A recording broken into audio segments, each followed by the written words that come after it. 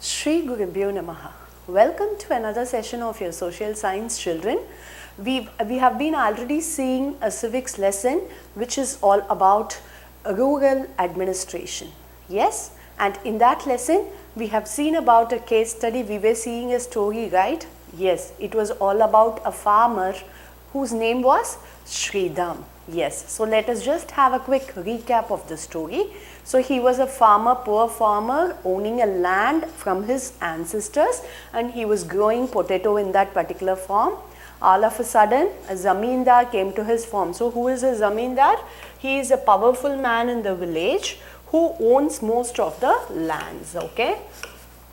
So a zamindar came to him and he told that, no Sridham, this plot belongs to me. This is my land.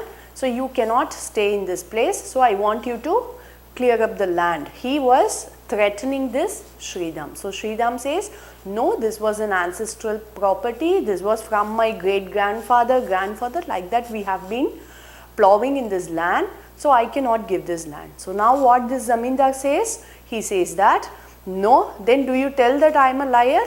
So come tomorrow to my home. My lawyer will show you the papers that this land belongs to me. And he also says that your grandfather pledged this land to my grandfather 50 years ago. It was 50 years lease period. So it is over last month itself. So now you have no other option. You have to vacate the place. So like that, zamindar threatens this Sridham. So he becomes sad. He didn't know what to do. And what happens? He also says that I will give you 2 days time. If you are not going to clear the field, you are not going to leave this place, then my men will forcefully send you out. So like this he threatens this man. Next what happens? Yes, he lost his sleep all the night. He wanted his family to survive. This land was the only source of income for their family. So he didn't know what to do, and he was thinking all the day what to do, how to finish off this issue. So he didn't sleep at all. His wife suggests him that go to police station, give a complaint. Okay. So every village has a police station, and the head of the police station is station house officer.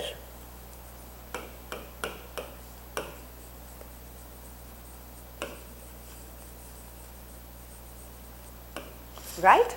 So every village is headed by a police station where the station house officer is a head. So that police station will have a judiciary restriction, which means it will take care of a particular area. So any complaints to that pertaining to that area, people can go to that police station. It can be a theft, it can be a murder, it can be a robbery, any kind of issues. The people in that particular area can go to the police station. They can give complaint, and that will be taken care by these policemen. Okay, so the station house officer is the head of the police station, and he is being assisted by the constables. Fine. So now what does this policeman say is that there was a police woman in that station. Okay, so she says to this Sridham that, don't worry sir, we will take care of this issue. First give me a written complaint, she says. Then he gives all the thing as a complaint. Then she asks, do you have patta for your land? So patta is a proof, okay, proof of ownership, proof of ownership of a land.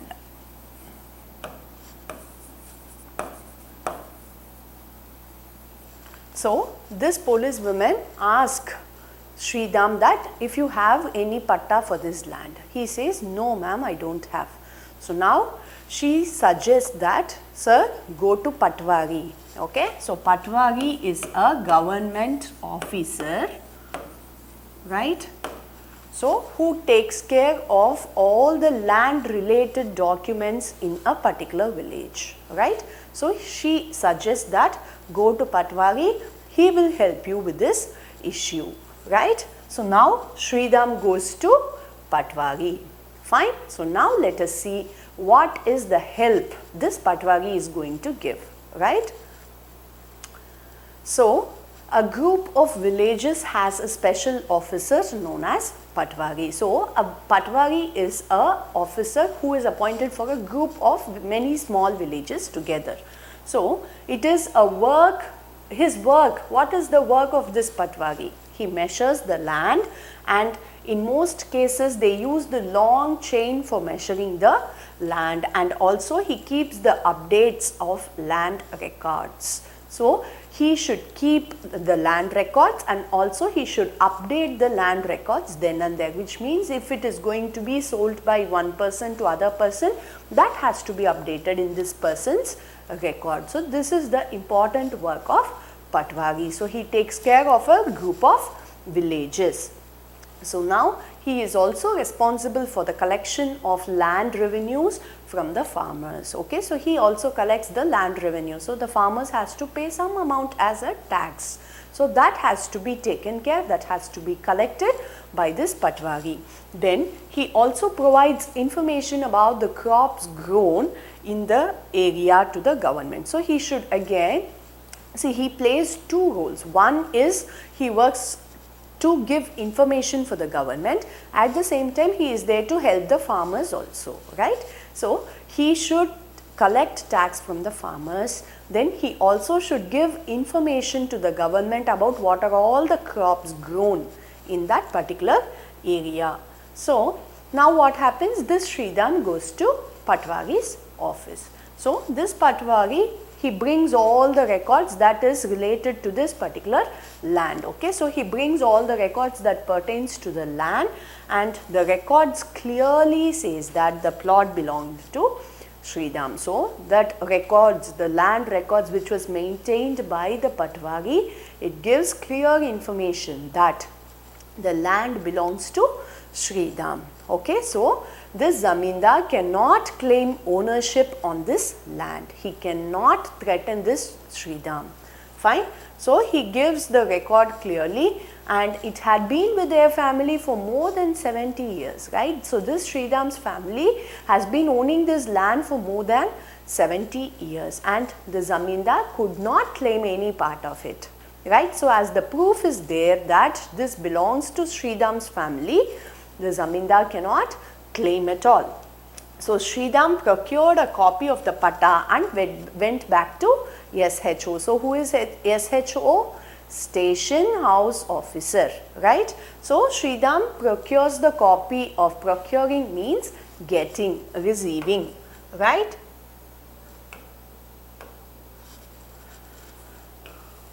So procured means received.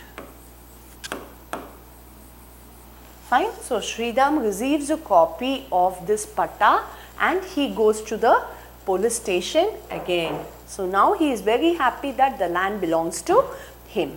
Now what happens? After he goes to police station, the police woman, she registers a case now because she has a proof that Sridham is the owner of the land. So zamindar is accused, that is he makes the mistake by threatening Sridham, right? So she registers a case against the zamindar based on Sridham's complaint. So now what happens? Thus, because this patta, a valuable proof, okay, so the piece of written evidence helped Sridham to retain the land. So here the various departments put together, they work to help the panchayat, right? So the patta was a very useful document because it is a written evidence. Then the station house officer helped who? Sridham by directing him to the Patwari, and the Patwari again helped Sridham by giving him the copy of patta because he was maintaining all these documents, right? So finally Sridham is now in a happy family, right? So he is a happy farmer now. So the SHO and the Pawar played a vital role in solving the land disputes in rural areas and providing justice. So the SHO, the station house officer, and the Patwari makes a very important role in finding justice on this land disputes. Fine. So now we are going to see about Hindu Succession Act.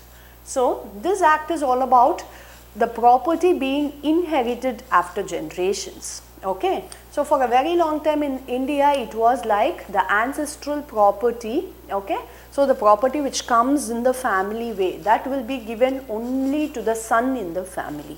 Okay, so the son or the grandson, only they will get the property.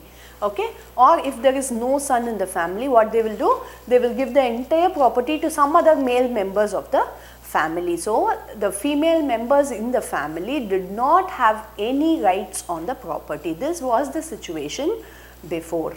Okay, then came this Hindu Succession Amendment Act in 2005, where it stated that even the female members of the family has the right on the property, which means if a son is going to be given a part of a property, the daughter should also be given the equal part of the property, right? So this was unfair and biased rule that excluded women. So this is not fair at all, because son is a person in the family, the same way daughter is also a person in that family, right? So everyone has to be treated equally. With this excluded women, so women were not given any rights there also. So that is where this Amendment Act came, right? So in 2005, the Hindu Succession Amendment Act was passed. Okay, so this act made it mandatory to divide the properties equally between the sons and daughters. So mandatory means compulsory. Okay, so the property, when it is going to be divided, when it is going to be shared among the children in the family, it has to be divided equally among the sons and daughters. So this law is applicable for all the women who are born before passing of this law. So this act came in 2005 only. So what happens to women who were born before 2005? It is applicable for them also. That is how this law came, right? So this was a much needed enactment, as it came as a great support to women, especially those who did not have any alternate sources of income. So this became a very big power which had been given to women, because women who did not have any source of income, which means women who were completely at home, they did not have any income at all, right? So they were not given any rights to be handled, even any responsibilities. They were just overloaded with the works at home, but they were not given any rights at all. So for that purpose, this act was a much needed one, because it gave power to women. This act recognizes women as individuals in their own right and grants them the dignity of being treated at par with men. At par. Par means equal. Okay, so this act finally gave the rights to women. Okay, so they had to be treated as the individual. They should be given that respect. Yes, they have all the rights to be treated equally to men. So this act finally gave that to women.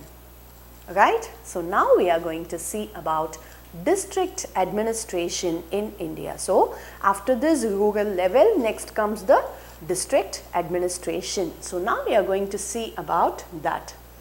So we know that our country is divided into number of states. So each state is divided into districts, and this district, each district is further divided into tehsils or talukas. Okay, tehsils are talukas. So the district is under the control of district collector, and this tehsils or talukas are under the control of tehsildars. Okay, so you would have heard this word tehsildars. So we will see what is the work of this tehsildar, what is the work of this collector, right? So the district is being taken care by the district collector. So who is the district collector? He is the officer of Indian Administrative Services, IAS, right? So he is an officer of Indian Administrative Services. So in our previous civics lessons also, we would have heard a word, civil servants. Yes, we call these people as civil servants, and they are the representative of the government at the district level. So they represent government at the district level. Fine. So these two are the important things which we should know about a district collector. So now a district collector coordinates the activities of all departments of the state government at the district level. So there are various departments in the state government, right? So health department, education department, agriculture department, various departments are there. So the district collector, who is in charge of a particular district, he has to coordinate all these activities. He has to bring all the things to that particular district. That is, all the activities, benefits or the rules, whatever has to be implemented in that particular village or in that particular district, this collector has to bring in all these things from the state government, right? So a district collector supervises law and order and in charge of the land and revenue administration and the district at the district level. So he should make sure that the law and order is followed. It is followed by everyone in the district. So that has to be made sure by the district collector. Also, he is the in charge of the land and revenue administration. Fine. So he should take care of all these land and revenue issues. That is, all these patwaris, station house officers, all these people come under this district collector. Fine. Now, district collectors are assisted by other officials known as tahsildars. So district collector is the head of a district and under him comes these tahsildars. Okay, so tahsildars assist the district collector. They take care of the matters at the level of tahsil. Okay, so one district is being divided into several tahsils. Each tahsil has a tahsildar. So that tahsildar will take care of that particular tahsil. Okay, so together they oversee and coordinate with the activities of the panchayats, SHOs and patwaris. So these tahsildars will coordinate among the panchayats, then station house officers and the patwaris. So this tahsildar is in charge of these small units of rural administration. So above this tahsildar is their district collector. With this, we have come to the end of this lesson where we have understood clearly about the rural administration. Thank you. To receive our online lessons, please press the subscribe button and you will receive the latest updates. Shri Gurubhyo Namaha.